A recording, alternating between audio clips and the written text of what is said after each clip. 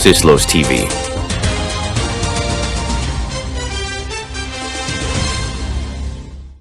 V decembri naši chalani odohrali florbalový turnaj. Ich pôsobenie na turnaji ohodnotí Matúš Marek.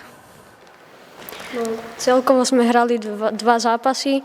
Prvý bol vyrovnanejší, ale prehrali sme 5-2.